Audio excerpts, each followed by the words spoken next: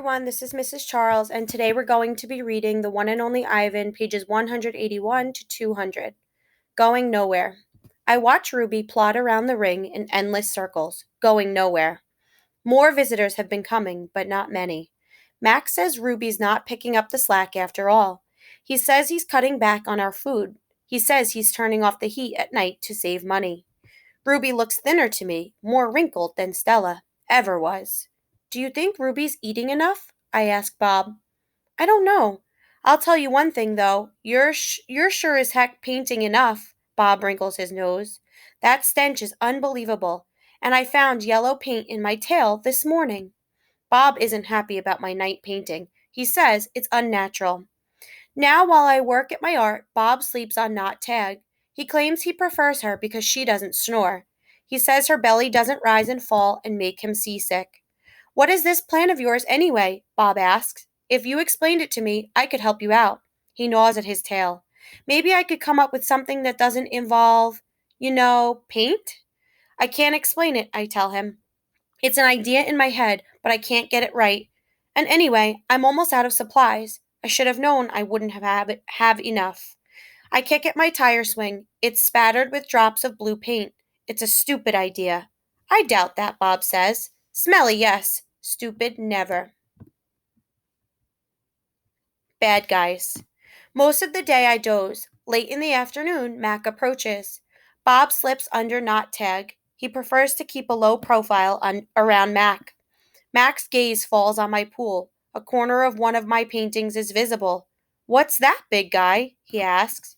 I calmly eat an orange, ignoring him, but my heart is racing. Mac kicks at my plastic pool. Underneath it are all the paintings.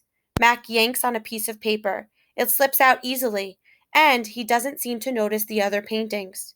The page is striped with green, which is what happens when blue paint and yellow paint get together.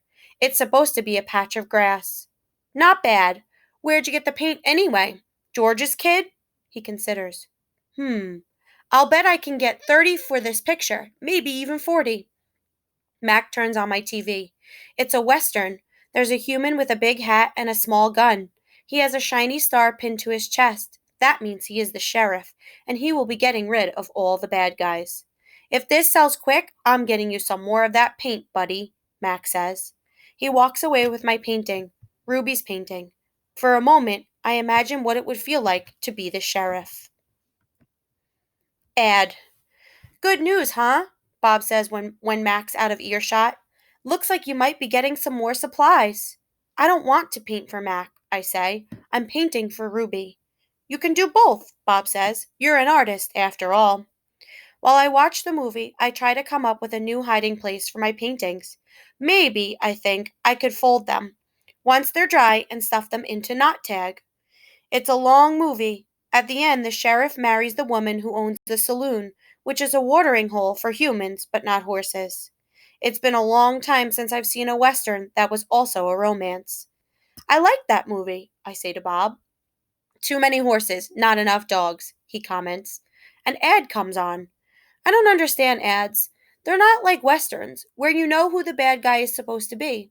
And they're hardly ever romantic, unless the man and the woman are brushing their teeth before they face lick. I watch an ad for underarm deodorant. How do you know who's who if they don't smell? I ask Bob. Humans reek, Bob replies. They just don't notice because they have incompetent noses. Another ad comes on.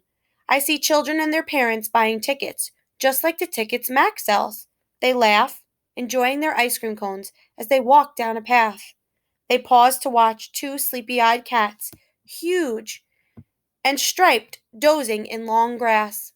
Tigers! I know because I saw them on a nature show once.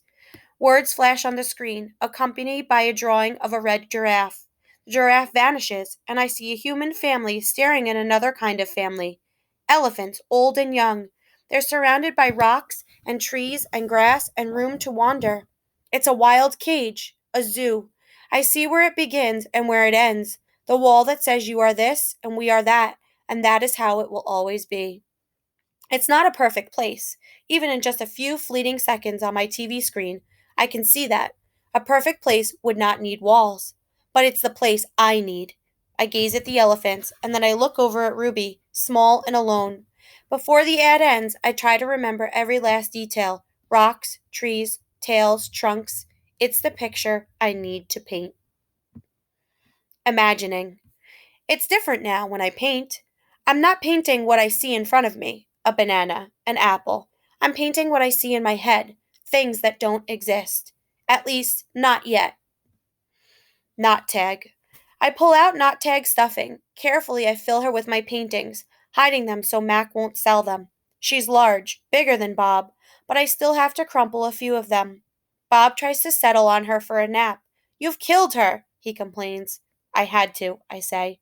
I missed your stomach, Bob admits. It's so spacious. When Julia arrives, she notices that I've used up my paints and paper. Wow, Julia shakes her head. You are one serious artist, Ivan. One more thing. My finger painting has sold for $40 with frame. Mac is happy. He brings me a huge pile of paper and big buckets of paint. Get to work, he says. I paint for Mac during the day and for Ruby at night. I nap when I can. But my nighttime picture isn't quite right. It's big, that's for sure. When I place all the pieces on the floor of my cage side by side, the cement is almost completely covered. But something is missing. Bob says I'm crazy. There's Ruby, he says, pointing with his nose. There's the zoo. There are other elephants. What's wrong with it? It needs one more thing, I say. Bob groans. You're being a temperamental artist. What could be missing? I stare at the huge expanse of colors and shapes. I don't know how to explain to Bob that it isn't done yet. I'll just have to wait, I say at last. Something will come to me, and then I'll know my painting is finally ready. The 7 o'clock show. During the last show of the day, Ruby seems tired. When she stumbles, Mac reaches for the claw stick. I tense, waiting for her to strike back. Ruby doesn't even flinch. She just keeps plodding along, and after a while, Snickers jumps onto her back. 12. I lie in my cage with Bob on my stomach. We are watching Julia do her homework. She doesn't seem to be enjoying it. I can tell because she is sighing more than usual. Again, for the 100th time, or maybe the 1,000th, I wonder what is missing from my painting. And for the 100th time, or maybe the 1,000th, I don't have any answer. Dad, Julia says as George passes by with a mop, can I ask you a question? May I? George corrects. Ask away.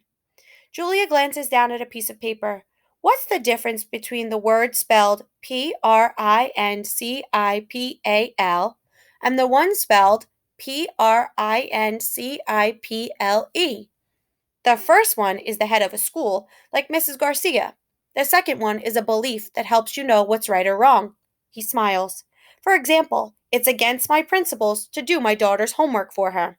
Julia groans. If I'm going to be an artist when I grow up, why do I need to know how to spell? With a laugh, George heads off. Poor Julia, I think. Gorillas get by just fine without learning how to spell. All those endless letters, those sticks and circles and zigzags, filling up books and magazines, billboards and candy wrappers. Words. Humans love their words. I leap up. Bob goes flying, straight into my pool. A word. You know how I feel about wet feet, Bob yells. He scrambles out of the water, shaking each foot in dismay. I look out my window at the billboard. I could still hear Mac's voice in my head. Come to the Exit 8 Big Top Mall and Video Arcade, home of the one and only Ivan, mighty Silverback. I count to 12 and then I count again, just to be sure. H. I lay out 16 pieces of poster board, 4 down, 4 across, a perfect square. What are you up to? Bob demands. I'm guessing it doesn't involve sleep. It has to do with the billboard. That sign's a monstrosity, particularly since I'm not featured. I grab my bucket of red paint. You're not on the billboard because you're not in the show, I point out. Technically, I don't even live here, Bob says with a sniff. I am homeless by choice. I know, I'm just saying. I study the billboard. Then I make 2 fat lines like broom handles. Another fat line connects them. I stand back. What do you think? What is it? No, wait, let me guess. A ladder? Not a ladder, I say. A letter. At least I think that's what they're called. I have to make 3 more. Bob cuddles up next to Knot Tag. Why? He asks, yawning. Because then I'll have a word. A very important word. I dip my fingers into the paint. What word? Bob asks. Home. Bob closes his eyes. That's not so important, he says quietly. Nervous. All day long, I knuckle walk circles around my cage. I'm so nervous I can't nap. I can't even eat. Well, not very much anyway. I'm ready to show Julia what I've made. It has to be Julia. She's an artist. Surely she'll truly look, at my painting. She won't notice the smudges and tears. She won't care if the pieces don't quite fit together. She'll see past all of that. Surely Julia will see what I've imagined. I watch Ruby trudge sullenly through the 4 o'clock show, and I wonder, what will happen if I fail? What if I can't make Julia understand? But of course I know the answer. Nothing. Nothing will happen. Ruby will remain the main attraction at the Exit 8 Big Top Mall and Video Arcade, conveniently located off I-95, which shows at 2, 4, and 7, 365 days a year, year after year after year.